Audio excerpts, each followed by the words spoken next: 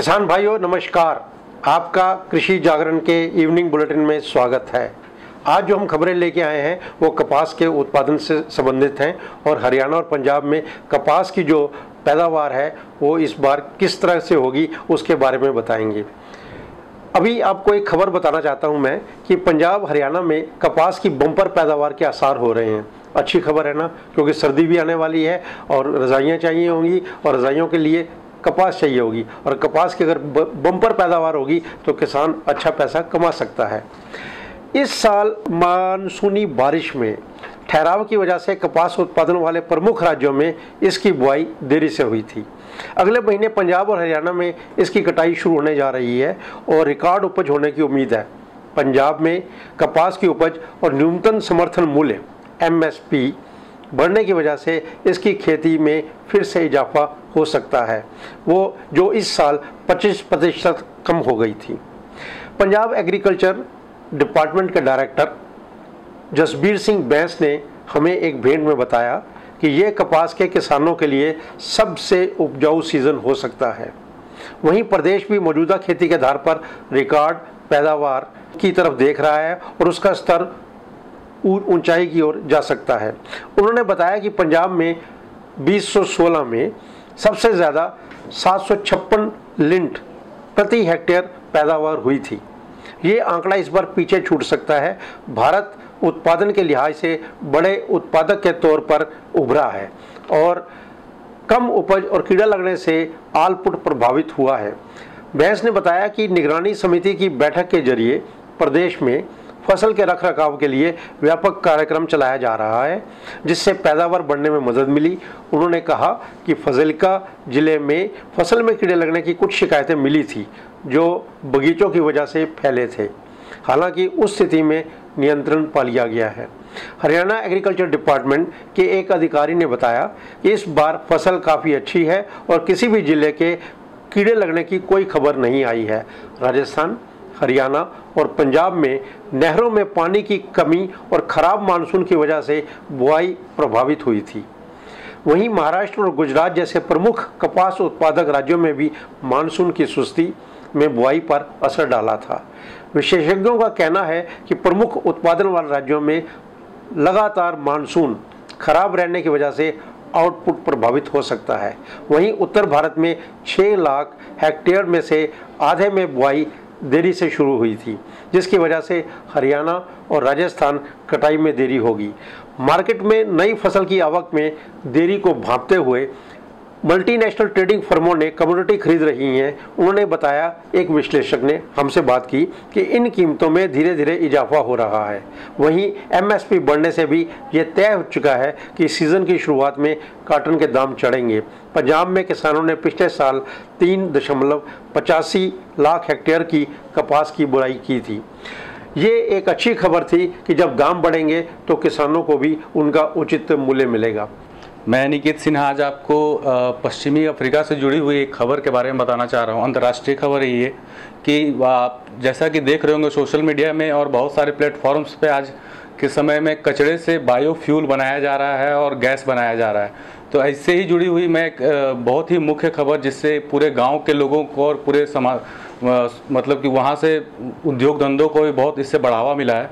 ऐसी ये खबर पश्चिम अफ्रीका की है। पश्चिम अफ्रीका के बेनिन एक गांव में जो कि अनानास का बहुत ही बड़ा उत्पादन केंद्र माना जाता है और वहाँ से अनानास का बहुत ही ज़्यादा एक्सपोर्ट भी किया जाता है। तो सबसे मुख्य है कि वहाँ पर जब अनानास की खेती होती है तो उसके बचे हुए छिलके कचड़े के रूप में वहाँ अवशेष के रूप में रह जाते थे और उन अवशेषों को लोग वहाँ पे कचड़े के रूप में फेंक देते थे, जिसके वजह से वो सड़ जाते थे और कई तरह की बीमारियाँ और कई तरह की समस्याएँ उत्पन्न होती थी। तो फ्लोरेंट और मार्क जुनेल इन दोनों के प्रयास से आज के समय में वहाँ पे कचड़े अनानास के छिलके और भी अन्य कचड़ों को एक जगह एकत्र करके बायोगैस बनाया जा रहा है और उस गैस को वहाँ के सभी गांव के लोगों को वो मुफ्त में दी जाती है और उस सुविधा के बदले में उनसे कचड़ा लिया जाता है। अगर वहाँ पे कोई 10 किलो कचड़ा देता है तो उन्हें 30 रुपये का, भारत के मूल्य के अनुसार 30 रुपये का गैस उन्हें मुफ्त में मिलता है। तो यह कहीं ना कहीं उनके लिए बहुत बड़ा वरदान है। वरदान इस वजह से है क्योंकि वो पहले अपने समय में जब तक वो गैस का प्रयोग नहीं कर रहे थे, उस समय तक में वो कोयले और लकड़ी पर खाना बनाते थे। तो कोयले पे खाना बनाने से उन्हें बहुत सारी समस्याओं का सामना करना पड़ता था, जिसमें मुख्य स्वास्थ्य और प्रदूषण, और सबसे मुख्य कि बर्तन, जिस बर्तन में वो खाना बनाते थे वो बर्तन काला हो जाता था। तो इससे कई तरह की समस्याएं होती थी, लोग कई तरह की बीमारियां को शिकार भी होते थे। पर जब से यह सुविधा वहाँ के लोगों के लिए उपलब्ध हुई है, तब ये पूरे विश्व के लिए बहुत बड़ा उदाहरण बन करके सामने आया है कि कचरे को भी हम किस तरीके से एकत्र करके हम बायोगैस या उनसे फ्यूल बनाकर समाज को हम एक नई दिशा दे सकते हैं। तो यह तो एक उदाहरण मात्र है। तो इसमें कई देशों को और कई लोगों को जुड़ने की ज़रूरत है।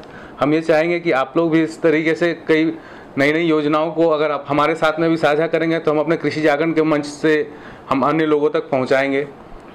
नमस्कार किसान भाइयों, इवनिंग बुलेटिन में आपका स्वागत है। आज मैं आपको बताने वाली हूँ कि किस तरह से आप अपने खेत के लिए केमिकल्स के बगैर खाद का उपयोग कर सकते हैं।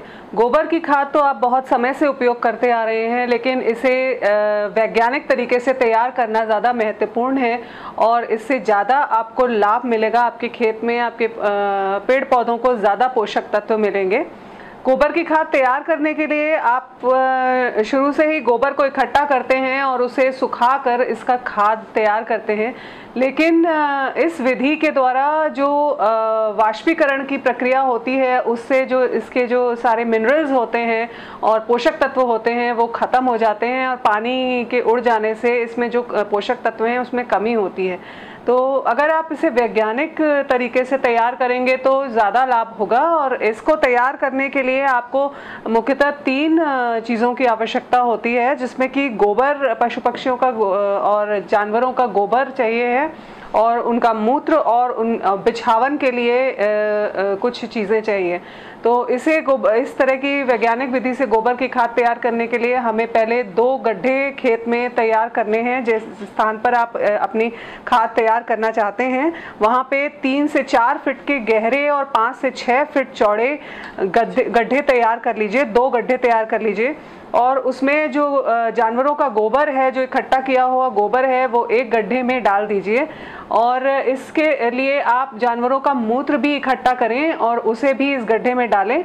बिछावन के लिए जो उपयोग किया जाता है, इसमें ज़्यादातर बिछावन के लिए यहाँ जो सूखी घास होती है और दूसरे भूसे, लकड़ी का बुरादा, ये सारे जो आपके फसल के जो सूखी घास है और दूसरे जो वीड्स हैं आपके खेत में जो मिलते हैं, खरपतवार जो है, वो सारा बिछावन में आप उपयोग कर सकते हैं। तो इस बिछावन को भी इस गड्ढे में डाल देंगे।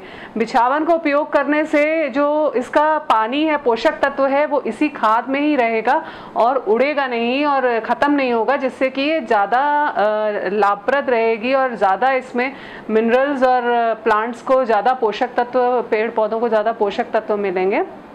तो इसे 3 महीने के लिए आपको छोड़ना पड़ेगा गड्ढे में। इससे खाद पूरी तरह तैयार हो जाएगी और उसके साथ साथ आपने जो दूसरा गड्ढा रखा है, इस 3 महीने में जो जानवरों का गोबर इकट्ठा होता है उसे दूसरे गड्ढे में तब तक आप डालते रहिए।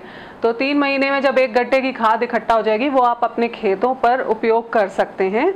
और इसके द्वारा इस गोबर का जो सड़ाव होता है उसके कारण इस खेत में डालने से दीमक का प्रकोप नहीं होगा आपके खेत में, और खरपतवारों के बीजों का आंशिक सड़ाव हो जाने के कारण खेत में आपके खरपतवार भी कम उगेंगे। तो इसका उपयोग करने से जो ये खाद है, इसमें 0.5 से 6% तक का नाइट्रोजन होता है और 0.2 से 3% तक फॉस्फोरस एवं 0.5 से 1% तक पोटैश पाई जाती है। और इसमें सभी प्रकार के सूक्ष्म पोषक तत्व और संतुलित मात्रा में पाए जाते हैं। तो इस तरह की खाद अगर आप उपयोग करेंगे तो आप अपने पेड़ पौधों की पैदावार ज़रूर बढ़ा सकेंगे और केमिकल से भी अपने पेड़ पौधों को निजात दिला सकेंगे और हमें भी एक अच्छा अनाज दे सकेंगे। उम्मीद है कि इससे कुछ आपको लाभ होगा। कल मैं आपको कुछ कंपोस्टिंग विधियां बताऊंगी जो कि केचुए की खाद से किस तरह तैयार की जाती हैं। धन्यवाद। नमस्कार, इवनिंग बुलेटिन में आपका स्वागत है और मैं हूं जिमी। आपको केरल की स्थिति इस वक्त तो कुछ अंदाज़ा मिल चुका होगा। इतने दिन से आप न्यूज़ में सुन रहे हैं या इतने दिन से हर जगह जो है केरल की चर्चा चल रही है। वहाँ पे 100 साल बाद ऐसी भयावह बाढ़ जो है वो आई है। केरल में 14 में से लगभग 10 जो उसके ज़िले हैं वो बाढ़ की चपेट में हैं और इस वक्त वहाँ पे सबसे ज़्यादा जो नुकसान है वो किसानों और खेती को देखा जा रहा है। आम जनजीवन तो व्यस्त है ही, अगर खेती के अनुसार बात करें तो वहाँ पे कॉफ़ी की जो फसल है वो सबसे ज़्यादा नुकसान में है।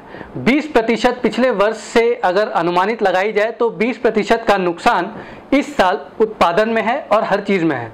अगर निर्यात के अनुसार देखें तो इस बार निर्यात लेट से होने की वजह से इसमें भी किसानों को नुकसान उठाना पड़ेगा कि कपास की जो खेती है उसमें नुकसान होगी। दूसरी आपको मैं बात बताऊं कि जो एसोसिएशंस हैं और जितने तरह की जो जानकारी दे रहे हैं गवर्नमेंट एजेंसीज है जो कि कपास के ऊपर जिन्होंने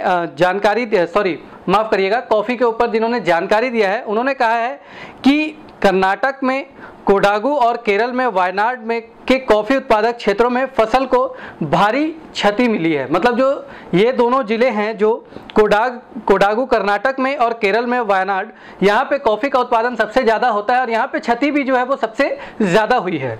तो और कर्नाटक में चिकमगलूर और हासन जिलों में सीमित रूप में फसल जो है वो क्षति की इसमें भी सूचना मिली है। तो कुछ कर्नाटक के और भी जिले हैं जहां पे कॉफ़ी की फसल को थोड़ी नुकसान हुई है। कॉफ़ी बोर्ड के अनुसार 30 सितंबर को खत्म हुए 2017-18 के विपणन वर्ष में भारत ने 3,16,000 टन कॉफ़ी उत्पादन किया, जिसमें 2,21,000 टन रोबोस्टा और 95,000 टन अरेबिका रही। जो ये कॉफ़ी की 2 किस्म है उसकी इतनी उत्पादन हुई थी।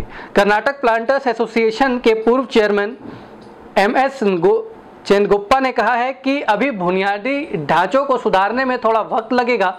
वो हालांकि खुद एक कॉफ़ी के खेती करते हैं, उन्होंने कहा है कि आगे जो है वो समय लग सकता है इसको सुधारने में। वहीं एक्सपोर्टर्स एसोसिएशन के राजा रमेश राजा ने कहा है कि करीब 20,000 टन के निर्यात में 2 सप्ताह में देरी की हुई आंकड़े के हिसाब से ये जो है वो नुकसान है। तो माना जाता है कि भारत में जो कॉफ़ी की खेती है वो 1670 में शुरू हुई थी और उस वक्त इसके 7 बीज देश में छिपा कर लाए गए थे। तो ये कुछ रोचक तथ्य थे कॉफ़ी के बारे में।